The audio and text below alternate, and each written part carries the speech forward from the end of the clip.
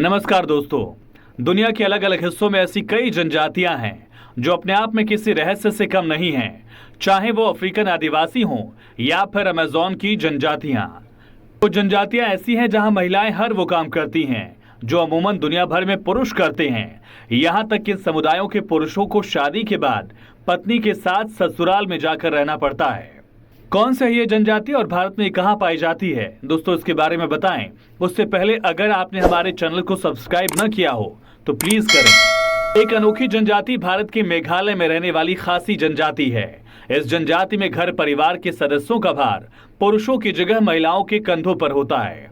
आपको जानकर भले ही हैरत हो, लेकिन ये सच है। यहाँ तक कि समुदाय के पुरुषों को शादी के बाद पत्नी के साथ ही ससुराल में रहना पड़ता है। वहां पर पुरुष घर का सारा काम करते हैं, जबकि बाहर के सारे काम की जिम्मेदारी महिलाओं पर होती है। यहाँ के बाजार में दुकानों पर भी महिलाएं ही काम करती हैं। यहाँ मातृसत्तात्मक परंपरा है। इसके तहत सरनेम यानी उपनाम और संपत्ति माँ से बेटी के नाम की जाती है।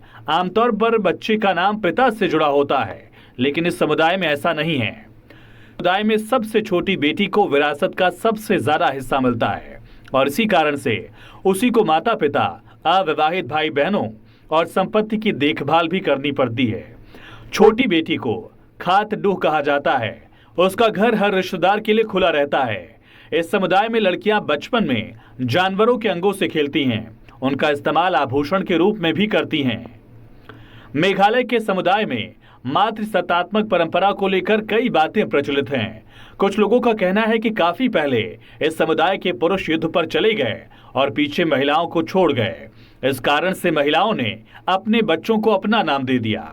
वहीं कुछ लोगों का ऐसा भी कहना है कि ये परंपरा इसलिए शुरू हुई क्योंकि खासी महिलाओं के कई जीवन साथी होते हैं। ऐसे में सवाल पैदा होता है, बच्चे का पिता कौन? इस कारण से महिलाओं ने पिता की जगह अपने नाम देने शुरू कर दिए बच्चों को। आमतौर पर पूरे देश में लोग लड़कों के जन्म लेने पर खुशी मनाते हैं, लेकिन इस समुदाय में ऐसा नहीं है। यहाँ पर लड़कियों के जन्म लेने पर खुशियां मनाई जाती हैं। वहीं लड़कियां पढ़ने के लिए घरों से दूर शिलोंग तक जाती हैं।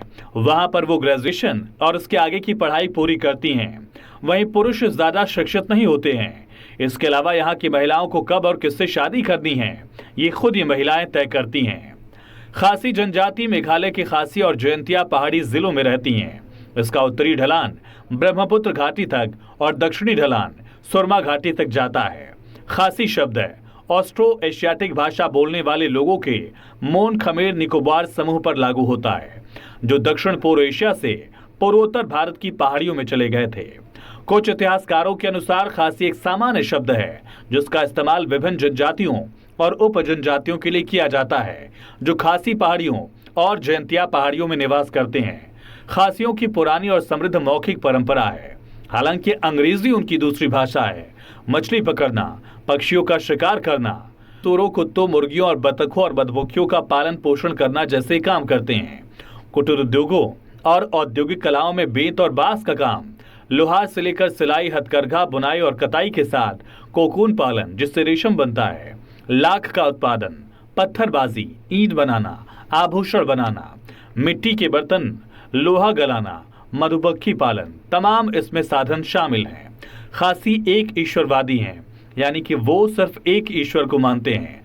हालांकि अब खासी के अधिकांश लोगों ने ईसाई धर्म अपना लिया है।